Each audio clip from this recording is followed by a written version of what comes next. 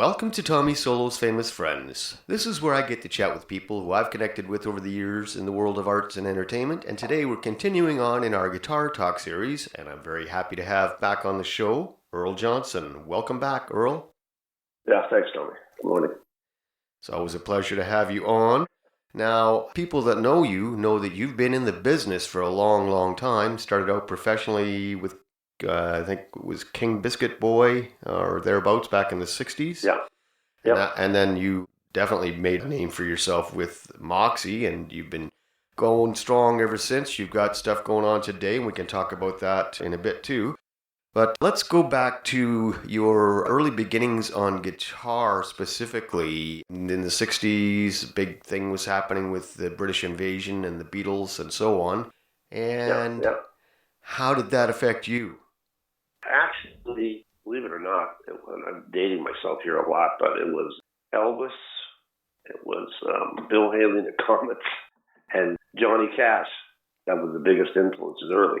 And I didn't really like country music, but Johnny Cash just had an in that you couldn't resist, you know? Right.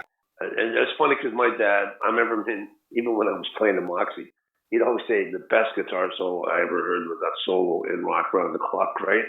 And I finally stopped and listened to it one day and went, man, that solo was years ahead. That's like Richie Blackmore playing Highway Star, Bone Clean, you know? I used to cover that, and I remember I think I wore out about 345s putting the needle back and forth on that. Oh, yeah. Yeah, and that's a tragic story, too, because that guitar player apparently died shortly after they recorded it. I think he fell down the stairs and... Yeah, well, I read something on him, and he was a walk-in. He wasn't a regular part of the band. Okay. He was a walk-in studio guy, which has happened in those days. But you see, the thing when you're playing blues in that style, you know the patterns. You know a lot of different patterns, and there's only so many patterns you really can play in blues, unless you're Joe Bonamassa, okay? He comes up with different ones all the time. Quick note, not to be confused by Earl's brief mention of Joe Bonamassa, we're still talking about the incredible session guitarist Danny Cedrone, who played the iconic guitar solo on Rock Around the Clock. Now back to the show. And what it did was just took it to the extreme. And the speed picking the clean speed picking was too much. Anyways, then I took guitar lessons for about 4 months, 3 months, but they were lap steel guitars in those days. The Ontario Conservatory of Music, and I hated it. I had put my guitar upstairs in the attic, and I'd take it out to go to class every Saturday, and I'd never practice. Anyways, I come home one night, my mom's looking at me, she goes, what? She goes, how's the guitar going? Okay, it's okay. Where are you going now? Going to play baseball. Well, why don't you go practice? She said, you know where your guitar is? I said, yeah. She says, why is it in the attic? And, the house had, in the old days, they had attics where they were side entrances, not top, Okay.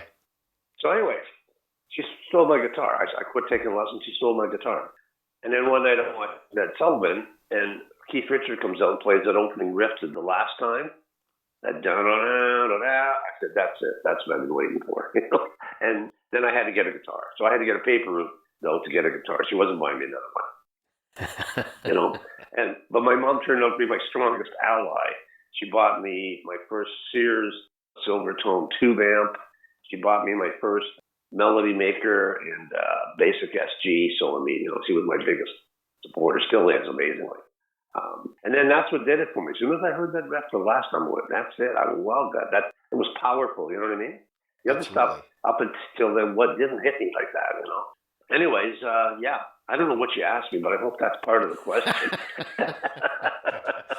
Well, you guys of a certain age like you and I, we all have that common thread. There was a lightning rod in the 50s or the 60s, and, they called it the golden age of rock and roll for a reason, right? Everything was new. Yeah. Everything was new. Somebody told me recently that they saw somewhere, somebody said that if Jimi Hendrix was around today, if he was just starting out today, we wouldn't even know who he is because there's just so many guys out there, on YouTube and so on. But it really was a golden age of rock and roll back then, and we had nothing but the best to inspire us, Yeah. Oh, yeah. I mean, definitely. You mentioned the first amp was a Silvertone amp. What was your first electric guitar? Yeah. My first electric guitar was a Kent that I bought on my paper route for I think I got it for $25, you know. And I had that for about a year or two, and then I put a band. I was playing in a band, with some guys from school. We were trying to work things out, and we all had El Vegas, Kent, that kind of stuff then, right? You know, nobody had a real guitar. I remember there was 3 guitar players. I said, we need a bass player. And somebody said, well, nobody's got a bass. I said, well, how about you play bass? He goes, how am I going to do that? I went up and I cut his 2 high strings off. I said, now you can play bass. And he still laughs about it to this day, thankfully. I remember at the time he said, my dad's going to kill me. You know, you know how much these strings cost? Yeah. Yeah, he'll probably kill me as my sex. Yeah. Anyways, that's how I got my first bass player. Oh, boy. You know, and it's funny. I think strings are roughly about the same to buy today as what they were back then. Yeah. You know. Yeah, well, so was playing low-end gigs, you know. Yeah. About the same age, that hasn't gone up. Yeah. You know? Yeah. It's the only industry that things have never changed economically for. Yeah. Yeah, it's pretty crazy. Pretty crazy. So the first electric guitar was a Kent. I'm assuming it was a semi-hollow body. Yeah, you're right. Exactly. It was a Sunburst semi-hollow body. It even had like a fake Bigsby on it. I thought it was the coolest guitar going until I tried to use the Bigsby and everything went out of tune. Yeah. I said, what the heck happened there? You know, right? Well, it's not a whammy bar. It's a tremolo bar. You got to go light on them, you know. Anyways, and then I got some money together and I got a melody maker, Gibson melody maker, which probably was about $100 then. And I remember around when I was around 16, I got an SG. And it was the lower model SG that had like the P90 pickups in it. Okay, yeah, they used to have a TV model and then the standard and then the deluxe. So you had, I think it was actually the TV model that was advertised for students. Yeah. So that's what, anyways, so that was my first guitar. And then, you know, it's funny because I teach now and I still teach guys to say, you know, all I could do, the first album I ever bought and put the needle on to try to learn licks was B.B. King Live at the Regal. And I kept saying, why aren't you playing the same 4 notes all the time? You know, right? And then and then my buddy goes, well, you got to learn to bend them. I said, what's bend? Well, like this, you put the string up and down, right? So I learned to bend, and I learned how, you know, what changing the notes was, and said, so that's how he makes 4 notes sound like 12, you know? And I went and saw B.B. King shortly after that in Hamilton, the old Palace Theater, and my mind was blown. I just went, wow, what a guitarist. And live, he really shows you what he could play, as opposed to just putting it on record. He was a commercial artist for blues, basically, in those days, you know? Yeah. Probably the most accessible commercial blues artist, you know? Yeah, you know, I met B.B. King around 1980, and he actually saw me play in Thunder Bay. And that was pretty wild. Right. Won't get into the whole thing, but blew me away that there was B.B. King, the legend himself, and complimenting me. Just crazy, you know. And I never did send his people the tape, but whatever. Yeah, but you know, the interesting thing, you talk about learning how to bend. A lot of guys back in those days used an interesting technique for that, and maybe you're aware of this, but it used to be that the guys in the know would use a banjo string for their high E. And some would even get rid of the high E string or the low E string in their pack and use the A string for the E, and so on. Yeah. I remember somebody mentioning that to me, and I went, you know, banjo strings belong on banjos, not on guitars. I had a bit of a redneck attitude, though. I wasn't too experimental. You know, I got my guitar, I got my blues happening. Now, the one thing that some of the guys used to do was just bend strings at the nut, which was lucky if you didn't put it out, you know. But the bend, the tone of the bend to me, you know, I always liked using 10s or 11s for the high E, just to fatten it up. Some guys are stuck on using 9s all the time. I like the thicker sound. I know Stevie Ray tuned down, and he used 11 to like having 60 gauge strings on his guitars all the time. It's interesting because I went kind of crazy with the gauge on my strings for a while. I was influenced back in the day by Frank Soda to start using heavy strings. And I went nuts to the point where I got these artist rope core strings, and I guess they're the thickest you can buy, and it actually ended up cracking the neck on my guitar. But To this yeah, day, I still use a 10 to 46 gauge, and I had a custom built Strat put together for me. I call it my solo caster a while ago. yeah, And initially, I was going to go down to nines, yeah. but I was just too nervous about tuning and intonation. I find that's another part of it, is the thicker strings give you better tone and better tuning. Oh, yeah. We were, I never had to do that. When I played with Biscuit Boy, he's using all harps, so you don't change your tuning at all, unless you want to go to an open tune. And we weren't doing that stuff back then. It was all straight. I was using straight 10 to 46. Then in Moxy, like we were playing, in those days, you were playing 6 nights a week, and we were doing a lot of Zeppelin, a lot of our own stuff. Buzz was after 2 or 3 nights ago, man, I'm dying here, And then I said, well, let's try tuning her down to E flat, maybe, because then some of the blues guys have told me that. Go down to E flat, it sounds thicker, you got more room for the vocals. So we did it, and it was great for the voice, but the guitars kept going on the tune. I said, I got to change my gauge. So I went up to 11 to like 62, I think, on the Les Paul I had at the time. And because we're tuned down, with the heavier gauges, they stayed in tune more, and you could pull them, and you didn't have as much problem going up to. Then when we were touring, we were playing a lot of arenas, and in the wintertime in Canada, your guitar goes all over the place in those places, And I'd take my guitar and I'd get it right near the stage, what I was going to use, and have it climatized. So when I went up there and tuned it, it was going to be ready to go. It would stay in tune, Well, that's interesting. Yeah, because that's something that I never thought to do that. And for years playing Gibson guitars, I was struggling, with my tuning. Yeah. And I noticed recently you've been primarily playing a Strat. Do you find there's a difference in the tuning between a Strat and a Les Paul, like as far as the stability? Oh, totally, 100%. I don't even have to worry about the Strat. It almost never goes out of tune. I don't know what it is about the 6-in-line tension. And I know PRS, which I've got a couple of those, has tried to emulate that. But even on a PRS, that third string still goes out of tune, And I recently bought an Epiphone SG, a black and gold one I had my eyes on. And that still has that tendency to drop out on the stiffer. I don't know what it is. But on a Strat, it's still stable as hell. Even Ibanez, I've got an Ibanez, regular Ibanez 6-string without a whammy on it. That thing is locked. I mean, it just does not go to tune at all.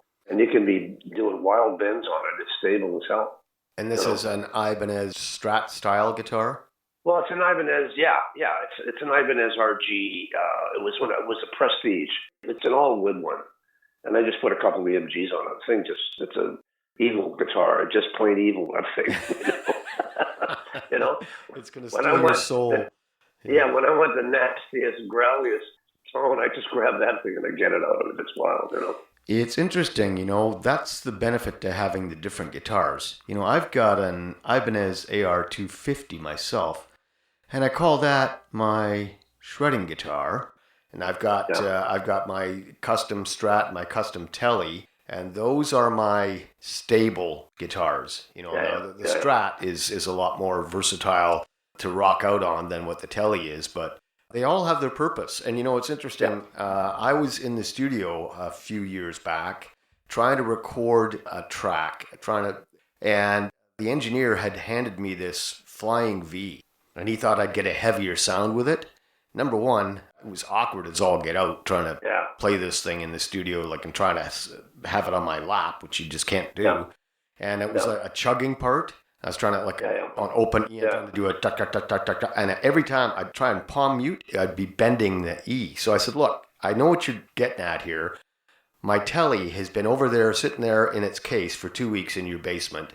And I'm going to bet you, first of all, that it's in tune and that I can nail the track. And sure enough, took it out of the case after 2 weeks and it was virtually 100% in tune. And I nailed the track, and it's just that, it's like you say, that inline string setup on the headstock with the string tree that just seems to be a lot more stable. Yeah.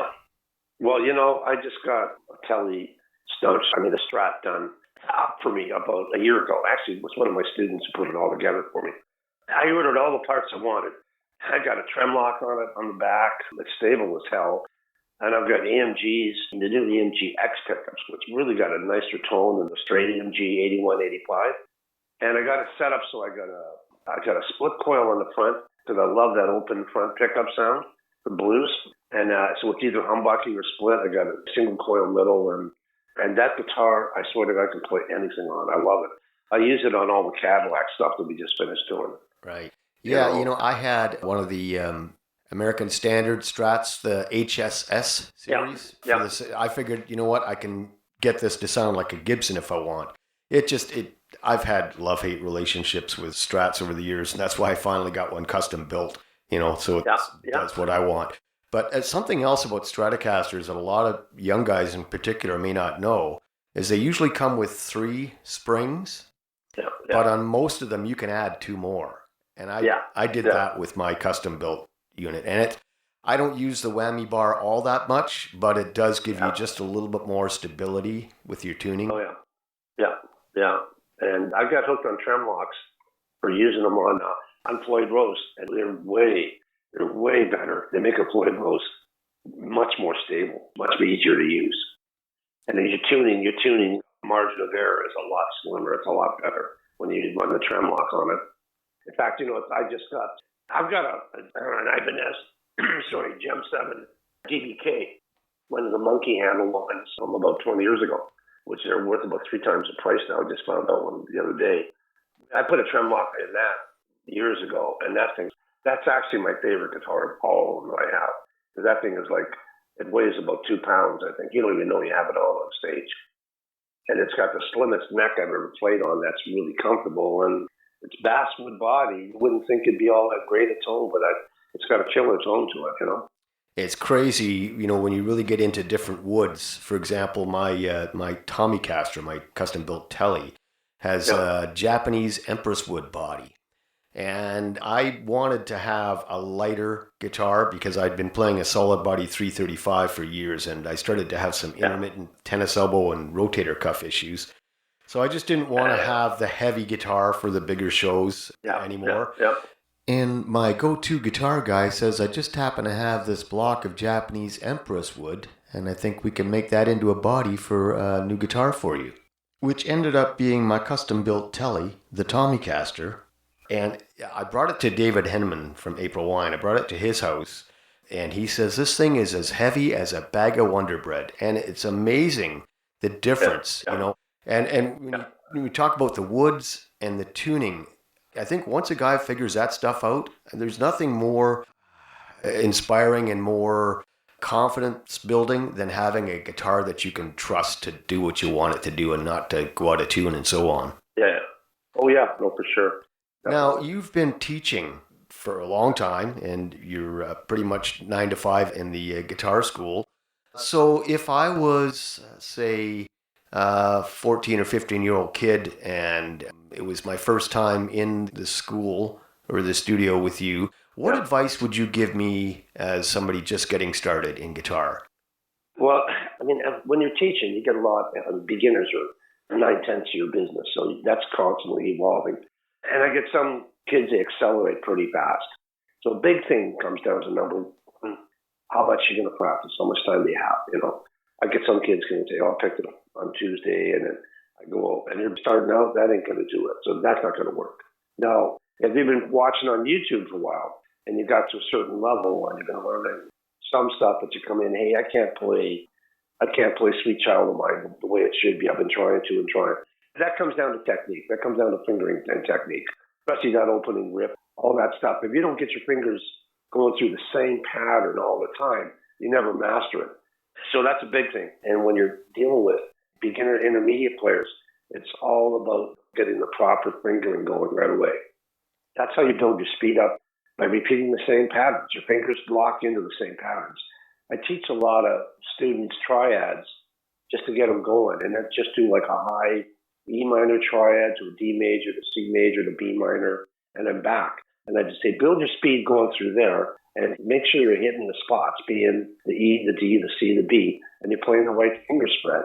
And they'll look at me, well, really? That's going to make me a better player? I said, in 2 months, you'll be playing on the guitar. And the ones that really do practice do end up playing on the guitar, Yeah, it's interesting. When I was a kid getting started out, and of course I wanted to hang around with the guys that were 3 or 4 years older than me, the guys that had real guitars, and so on. Yeah, yeah. And a couple of tips that some of those guys told me years ago was, number one, use all your fingers. Use the pinky on your fretting hand. And number two, learn all the positions on the fretboard. So know where C is everywhere on the fretboard, and know where E and so on. Know where all the notes are everywhere. And I found that was really helpful to me. Yeah. Well, that's a hard one to do, to learn all the notes, because that's a challenge, and a lot of guys. What I try to do is get them to play A minor scales all across their guitar, which there are 14 A minor scales on the guitar. And A minor is scales A, B, C, D, E, F, G. I mean, it's perfect. So you can track notes just by playing that scale. And if you know it in all positions, and you just adapt every other key you want to play it in. That one gets met with least opposition by students, okay? Sometimes it's path of least resistance for them, and I find that one works the best for me, Well, and it's not a really difficult scale to play. So No. I think I get what you're saying, because it's going to be something that a student can almost get an instant reward from, because it's a versatile thing to play around and so on. So yeah, that's pretty cool. Yeah, well, and it also, you have to know markers on your guitar. Kind of what you were saying about knowing where every note is. I still don't even know where every note is on the guitar. You said, hey, play me a B flat on your B string right now, and I'd have to think twice about where, well, it's right beside it. It's right beside open B, but whatever. Maybe a C sharp, play me a C sharp right now in 3 different places. I'd have to think about it. It doesn't come automatic, but what comes automatic is, okay, well, I can find C just by playing A, B, C, and there's C sharp, right? And that works well. But the other thing is, tell them, look at your guitar and break it down into octaves and markers. For example, you'll know this. If you take A on the fifth fret and you start play the first 6 notes from the A minor scale, just da da da da da da da, then you drop it down an octave to the 4th string, then you drop it down an octave to the 2nd string. And I get them to practice that. I say, now you know where your A's are, where your A markers are. That helps a lot. Recently, I've been working with kids on that, that Crossroads duel Steve Vai plays. Oh, right, yeah. Yeah, so I've got about 2 or 3 students playing that, and that thing is hellish to play. The Paganini really thing. Yes, yeah. And I still haven't mastered it, because that thing takes hours, and some days I just don't have the time to do it. But I've got it bookmarked on my main PC. Yeah, I look at it every once in a while and think, yeah, one day. Yeah. Well, you can do it. Yeah. It just takes, you got to like small chunks at a time. It's interesting, you've been doing a lot of work with Canada Roxx, and there's a lot of really top shelf tribute acts out there. And I'm the kind of guy that I think I'm fortunate that I have my own day business that kind of pays the bills, because I feel like I respect guys like you who put in the time and energy to learn all that stuff note for note. I would just personally prefer to spend all that time and energy on my own thing, But it's really admirable in a sense to see guys that can just cop all that stuff and do put the time and energy in to do it. Conversely, I talked to Lips from Anvil the other day, and I asked him what his advice would be for a young person starting out, and he says, don't copy. Yeah. So there's so many different ways you can go about approaching the guitar. Well, okay, so a couple things. Number one, I'm lucky with Canada Roxx because I get about 4 or 5 spots in every show where I can just let it go. I don't have to, I can play whatever I want. You do a Healy version of My Guitar Gently Weeps, and I do a whole solo section on the end of that has nothing to do with what Jeff Healy played on it.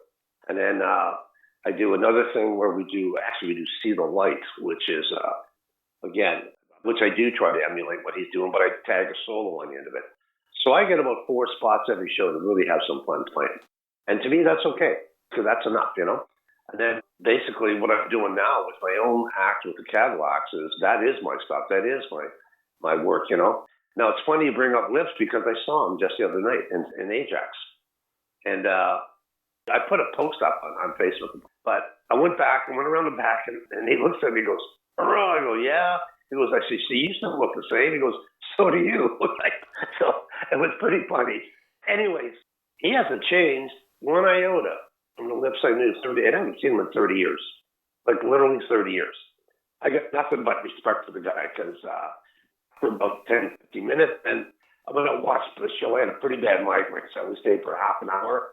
But, I mean, the guy is beyond the real deal. I mean, he's out there, and it's like a religious experience going to an anthem show.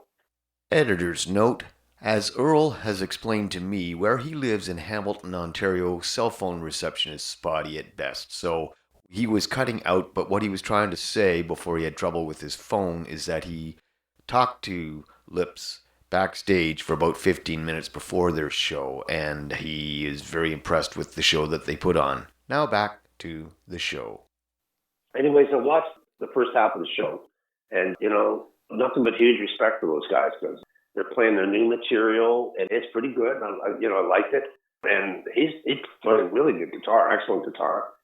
And the band went over great. The band, and like I said, it was a religious experience. They had like about, 50 ankle shirts on the place alone, walking around. So it's not soul good. It's just that they pushed it across the audience so well. And in a smaller venue, you can do that more so as well. It's a more intimate experience, yeah. Yeah, no, for sure. It's interesting, they put me on the guest list when they played in London a few years ago. And, of course, I bought some merch and I wanted to get the boys to autograph it. And now I had played at this bar, it was Norma Jean's. I'd played at this bar so many times over the years that I just I know where the green room is, and I kind of felt like, I'm not going to say like I owned the place, but I felt pretty comfortable going where I wanted and doing what I wanted. So I go to the green room door, and all of a sudden this guy comes up behind me and says, you can't go back there. And I said, no, that's it. I'm on the guest list and just want to get the guys to sign some stuff. Well, Lips comes out and says, let him in, and they've just they're really good to their people. Anyway, back to you for a minute. So you've got Canada Roxx going and the long Black Cadillacs, and what's coming up for you guys?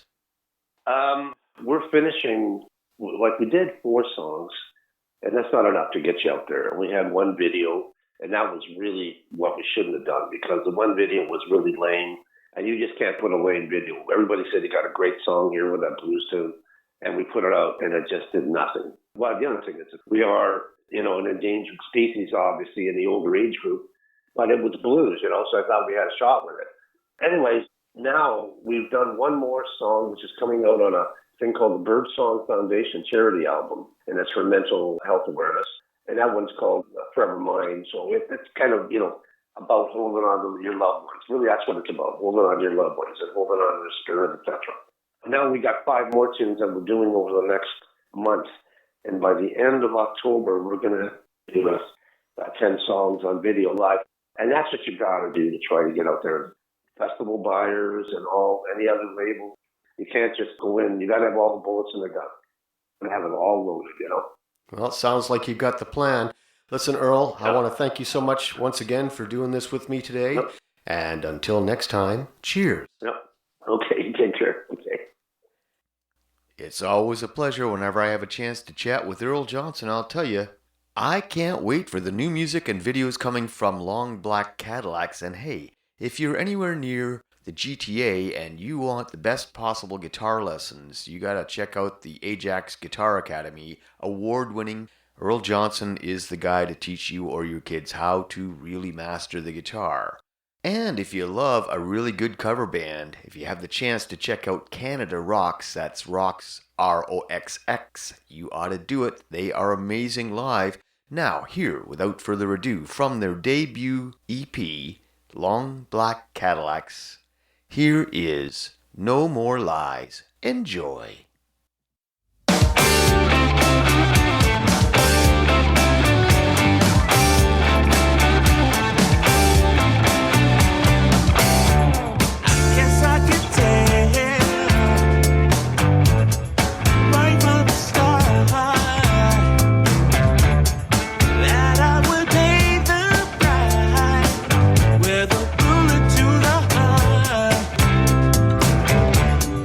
She's always been